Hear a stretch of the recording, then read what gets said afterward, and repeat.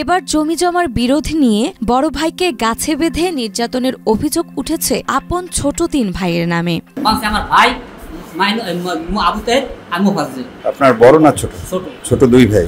পটুয়াখালীর বাউফলের কালাইয়া ইউনিয়নে জমি নিয়ে বিরোধের জেরে নজরুল মাতব্বর নামে বড় ভাইকে গাছের সঙ্গে বেঁধে নির্যাতন করেছে তারই ছোট ভাই। 19 আগস্ট সকালে ইউনিয়নের কর্পূরকাঠি গ্রামে এই ঘটনা ঘটে।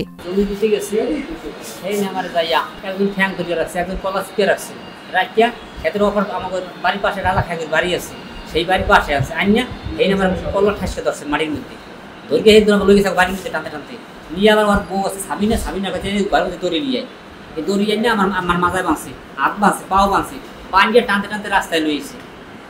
রাস্তায় আনিয়া এবার আমার হেড রাস্তায় গাছে লাগাই না বাঁধছে।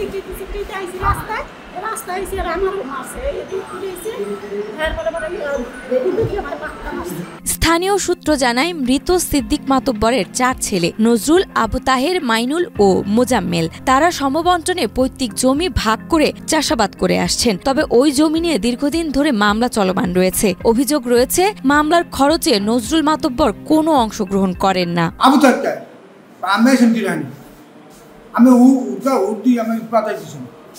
আমি চাচা আর আমাকে মিশাই দিই কইছে চাচা আমাকে মিশাই দেন যে কেন আমার আমি কেনা আমি সরেন আমি বলেছি কেনা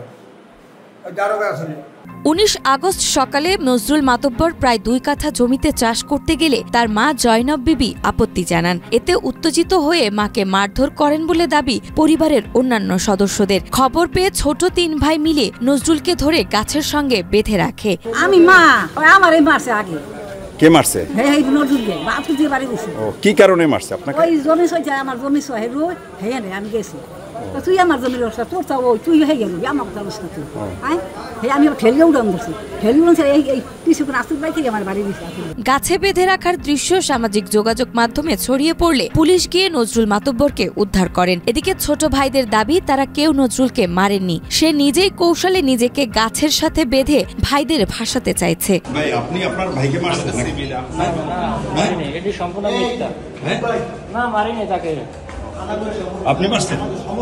ভাই আপনি মারছেন? না। বাউফল থানার অফিসার ইনচার্জ জানান তারা কৃষককে উদ্ধার করেছেন। ঘটনার সঠিক কারণ খতিয়ে দেখা হচ্ছে। স্থানীয় ও সচেতন মহলের প্রত্যাশা ভবিষ্যতে এমন ঘটনার সাক্ষী যেন আর কারো হতে না হয়।